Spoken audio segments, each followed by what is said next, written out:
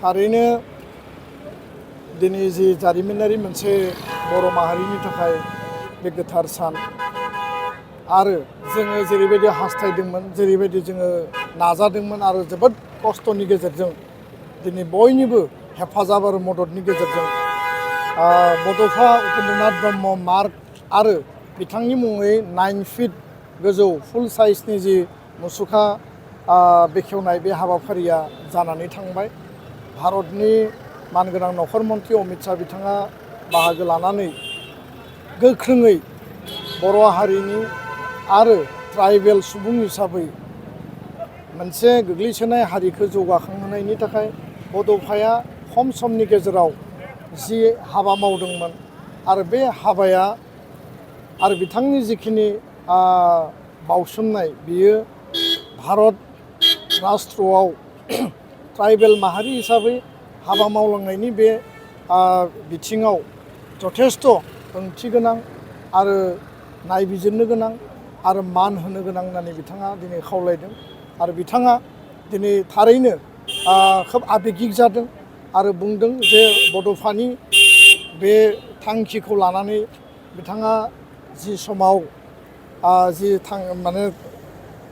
थांखि आजावनांगौमोन बे थांखि बायदि बिथाङा मावफुंदों। बिथाङा बुंदों जे हम जो कहते हैं वो करते हैं आरो बिनि थाखायनो जोङो दिनै हादरनि नखर मन्थ्रि मानगोनां अमित शाह बिथांखौ धन्यबाद बावदों, हादरनि गाहाय मन्थ्रि नरेन्द्र मदि बिथांखौ धन्यबाद बावदों आरो बिथाङा बर' हारिखौ लानानै इयुनाव हाबा मावलांनांगौनि थाखाय सासे भिजनारि दैदेनगिरि बड'फानि जे आदर्श जि सान्थौ सानस्रि दङ भारत राष्ट्र दानायनि बेलायावबो बिथाङा गोबां माखासे बाथ्राफोरखौ दिनै मेहेरगोनाङै बुंलांबाय आरो बे गासै हाबाफारिखौ आसामनि गिबि मन्थ्रि मानगोनां डक्टर हिमन्त बिश्व शर्मा, दिल्लीनि गिबि मन्थ्रि मानगोनां श्रीमती रेखा गुप्ता आरो बिटिआरनि चिफ प्रमद बर' बिथांमोना जेरैबायदि मदद होबाय आरो थोंजोङै बाहागो लाबाय। लोगोसेनो दिल्लीनि माने मेयर MCD राजा इकबाल सिंह बिथांनि जोबोद माने बेयाव सापर्ट दङ आरो नङाब्ला कैलाश कल'निनि बे मेन रडखौ जेराव बियो जथेस्थ' माने हेबिटेड एरिया आरो बेबायदि लामाखौ दिनै बड'फानि मुङै हादोरनि थाखाय माने मान बावनाया आरो बे स्टेचुखौ बेयाव गायसननाया हादोरनि नखर मन्थ्रि बियो गोरलै बाथ्रा नङा। नुनायाव सोरबा साननानै बे साधारन बाथ्रा, खिन्थु दिनै गपिनाथ बरदलैनि मुंजों सुंथाबै मोनसे लामा फोसावनाय जादों बिथांखौ मान होनानै भारत रत्न लकप्रिय गपिनाथ बरदलै। नाथाय बड'फानि बिमुंजों लामा माने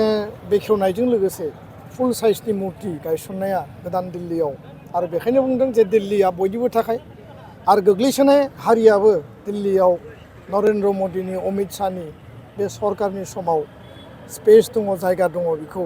नखर मन्थ्रि बिथाङा फोरमायनाया जोंनि थाखाय जथेस्थ' गोसोआव लानो गोनां आरो इयुनाव बर' हारिनि थामोनथा रैखाथि माहारिबाद माहारिनि जातीय सत्ताखौ लानानै दुलाराय बर' फरायसा आफादा हाबा मावलांगोन आरो नैबे 8 मासनि गेजेराव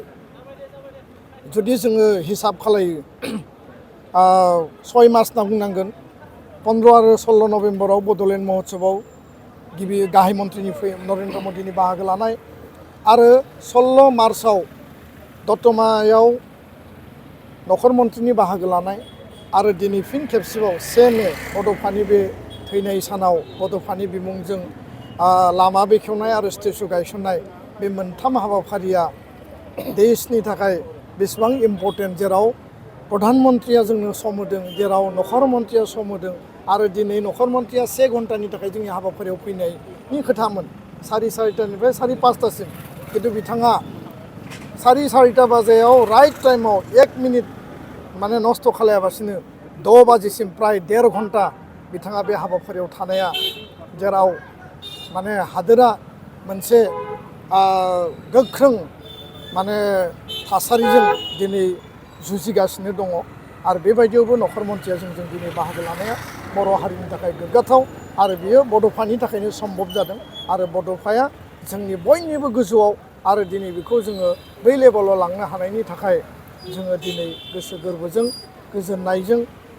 जोङो हारि नाङैनो जोङो गावखौ गौरब फिल खालामदों। धन्यबाद।